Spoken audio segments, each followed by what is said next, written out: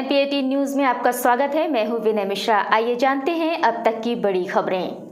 बांधवगढ़ के जंगल में रहने वाले रहवासियों की आवाज़ अक्सर बनती आ रही। जहां के निवासियों ने कई बार बताया कि हम लोग जंगल के अंदर निवास करते हैं और वहीं से अपनी रोजी रोटी की व्यवस्था करते हैं। किसानी के माध्यम से हमारा जीवन यापन चलता है, मगर जंगली जानवर हमारी फसलों को नष्ट कर देते हैं, जिस पर हमें न तो सरकार की तरफ से कुछ मिल पाता है, न ही पार्क प्रबंधन कोई सुनवाई करता है। वहीं पार्क प्रबंधन के अधिकारी मानते हैं ग्रामीणों ने हमारे पास कई बार शिकायत और ज्ञापन दिया है।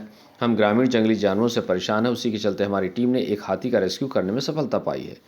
बांधवगढ़ नेशनल पार्क अब अगर क्षेत्रफल की दृष्टि से देखें तो पार्क के जानवरों के लिए कम पड़ने लगा है, क्योंकि पार्क में अब हर प्रकार के जानवरों की संख्या बढ़ी है। तो वहीं अब मनुष्य और जानवरों के बीच आपसी मतभेद भी देखने को मिल रहे हैं। कहीं जानवरों को इंसान मान रहा है तो कहीं जानवर इंसान को मार रहे हैं।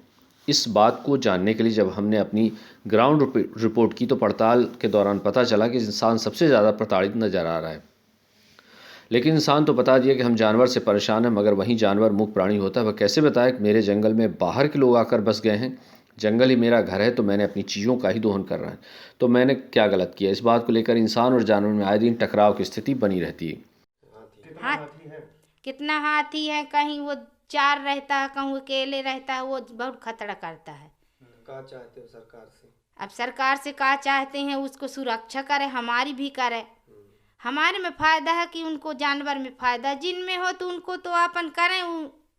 हाँ, कितनी फसल नष्ट हुई है? कितनी है, वहाँ जाके देखो ना, खेत में कितने पैर बने, उसके कितना नुकसान भा, कितना रेंगे हैं, कितनी मड़ैया ढोंसे हैं, क्या क्या है वहाँ सब बना है ना खेत में। अब यहीं हम क्या बताएं। मेरे पास आ जाता है तो उसको फिर बिचकाते हैं, भगाते हैं, तब बरिया खिसकता है। हैं, कहूँ दौड़ जा मार डाले तो क्या करें, का आदमी जीत सकता है उससे? कोई बड़ा जानवर से तो कोई न जीतेगा, न बाघ से जीतेगा, न हाथी से जीतेगा। और ये सुमर डागर तो थोड़ी बहुत मनई हटा देगा, दांक देगा, खेत में पड़ेगा, उसको तो जुम्मे नहीं है कोई कि दांक सक है। अब इस बात का संतुलन बनाने के लिए प्रबंधन एक बड़ी अहम भूमिका अदा करता है कि जानवर और इंसान के बीच एक कड़ी बनाई जाती है। हम आपको बता दें कि यहाँ पर पार्क होने के नाते हाथी पहले से ही निवास करते थे, लेकिन बीते वर्षों से यहाँ पर छत्तीसगढ़ से आए हाथियों ने अपना कब्जा जमाया हुआ है। अब हाथी भी गांव की फसलें उजाड़ने में कोई कोर कसर नहीं छोड़ते हैं। यहाँ तक कि हाथियों के कुचलने से कई लोगों की मौत हो चुकी है। लेकिन बांधवगढ़ का जंगल इतना सुंदर और व्यवस्थित है कि अब हाथियों को भी भाग गया है। उमरिया से हमारे संवाददाता दीपम दर्दवंशी की रिपोर्ट। बांधवगढ़ टाइगर रिजर्व में हम लोगों ने जो हाथी को रेस्क्यू किया है, ये एक अडल्ट एलिफेंट है जो कि 20 से 25 वर्ष की आयु का लग रहा है। ये काफ़ी दिनों से पूरे जंगल में अपने हर्ड के साथ में आया था, लेकिन हर्ड से अलग होकर ये अकेले घूम रहा था और इसने पूरे जंगल के पेट्रोलिंग कैंप को नुकसान पहुंचाया। कई वाटर होल्स में जो सोलर लाइटिंग है उसको नुकसान पहुंचाया और क्षेत्र में भी घूम के गांव में, पतौर से लगे हुए गांव में और गढ़पुरी में, बहुत सारे ऐसे अन्य गांवों में ये आतंक का पर्याय बना हुआ था। बहुत सारे लोगों को इससे डर भी हुआ था और उन लोगों ने अपना ज्ञापन भी हम लोगों को सौंपा था कि इस हाथी से बचाया जाए। बहुत सारी दुर्घटनाएं होते होते बची हैं इस एलिफेंट से।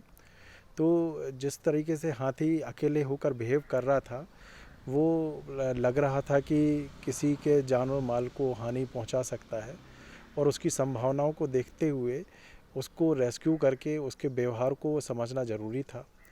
इसकी परमिशन के लिए हम लोगों ने लेख किया था और हमें परमिशन प्राप्त होते ही 1 महीने से हम लोग इसको ढूंढ रहे थे। 1 महीने से इसका बिहेवियर इतना अनप्रिडिक्टेबल था कि ये थोड़ी देर के लिए दिखता था और फिर उसके बाद गायब हो जाता था।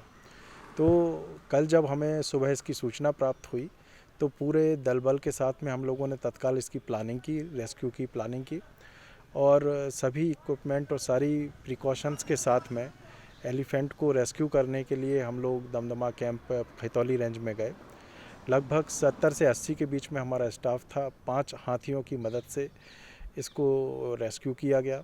रेस्क्यू के बाद उसको पूरा ऑब्ज़र्व किया गया, मेडिकल उसका चेकअप किया गया। मेडिकल के बाद वो चेकअप में फ़िट पाया गया है, कोई उसको दिक्कत नहीं है और किसी भी प्रकार की कोई एबनॉर्मल बिहेवियर उसका ऐसा नहीं लग रहा है। शाम को जब उसको खाने के लिए गन्ने वगैरह दिए गए तो उसने गन्ने वगैरह अच्छे से खाए और शांत रहा।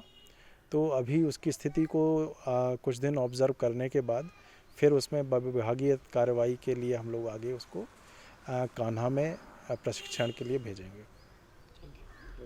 ये थी अब तक की खबरें। नई खबरों के लिए बने रहिए हमारे चैनल के साथ। और अगर आपने हमारे चैनल को अभी तक सब्सक्राइब नहीं किया है तो प्लीज़ इसे लाइक कीजिए, शेयर कीजिए, सब्सक्राइब कीजिए। नमस्कार।